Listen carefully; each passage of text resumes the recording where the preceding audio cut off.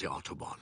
How did she get the briefcase of incineration Daytech in the Your boy finally finished watching Fast and Furious Spy Races Season 6, aka Homecoming. And yeah, I honestly hated the first episode a lot. But then from episode 2 to 12, I really liked it a bunch. There are a lot of moments and scenes which are really good for it being a Spy Races season, and there are a ton of bad ones for it being so-called the final season of the Spy Races, you know? For this video, I'll mainly focus on things that I super enjoyed in this 6th season. First being Rafaela's new villain look. I guess we should head to Berlin and hope that Raphael... Holy cow.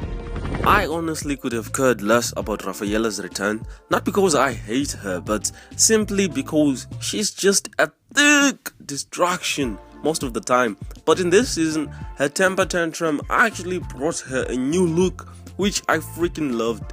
If anyone showed me a picture of her in this suit and told me this was Rafaela, I would have certainly denied it, because she looks so badass, yo. And that was a refreshing thing for me. Like, it turned out I kind of wanted to see more of her in action, you know, and all the different abilities she could do. And can you actually imagine if maybe the first time she appeared in the Spy Races, she had this awesome look? Can you imagine the kind of distraction she would bring? It would be super amazing, yo. But I do understand, however, that we would not get a sound background for her if that had happened. But food for thought, yo. Besides, I like her old look because it reveals more of a thick side. And then, the other thing that freaking got me plus outright excited is this scene where Echo is about to get kidnapped by Dan. I already had seen a spoiler clip of this scene, but that didn't even matter, bro, because the actual scene in the whole episode turned out to be really freaking exciting. Especially the part where Cisco jumped in to save Echo, and when in turn he got captured himself. That was pretty epic.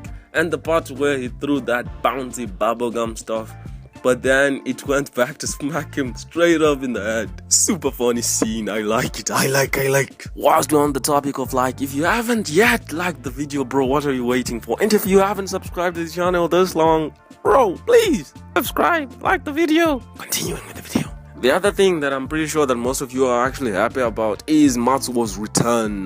Matsuo's return actually turned out to be awesome, but kind of felt like he was only brought back in order for his story to finally be put to an end, so that us fans no longer have to wonder what happened to him after the Cliff Castle scenario. And because it was like that, I honestly didn't really like the way his story went. Don't get me wrong though, I freaking loved seeing him in action and him conquering his fears like that. That was super cool as well. But I wish it would have been in a grander extent, like maybe whilst on the hunt of Cliff, and when he's about to strike his final blow, he decides to not let anger control his actions. But oh well, Netflix and DreamWorks forged us up and made whatever they made, which I'm okay with. And then comes what was probably the best part about the whole season, and this kind of brings up the point that this is the final season. Main villain, Dan. I could not have asked for a better villain and a storyline for the whole season's ending. Assuming that this was the ending though, she played her part stupendously. Her relentless drive and never-ending hunger to save humanity by destroying a piece of them. That was a badass, and the fact that she could literally kick anyone's butt without a second thought. She would literally dive into the battlefield full of enemies with her head held high, and she would still freaking annihilate everyone.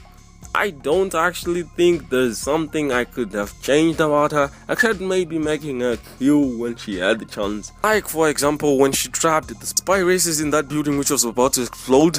It would have been better for the plot to not time the detonation and just, you know, blow them up, kill them right then and then. Other than that, she is the best villain of the season as of yet. For me. Oh yeah, and let's not forget how the silent beef between Tony and Echo was resolved. The ones that occurred when Echo got into the Spy Races agency when Tony did not, and the one that rose when Echo got recruited back to the agency when Tony did not, felt like that improved their relationship. I feel highly like something more was going to happen, but I'll talk about that in another video. Okay, yo, there's a lot more things I freaking loved about this season, but overall, I'm going to give it a solid 7.5 out of 10 in rating it as a whole season. Be sure to check out the next video to see what I didn't like about the season, and subscribe if you want to know the juicy details on how this is not the end of Fast and Furious 5 races.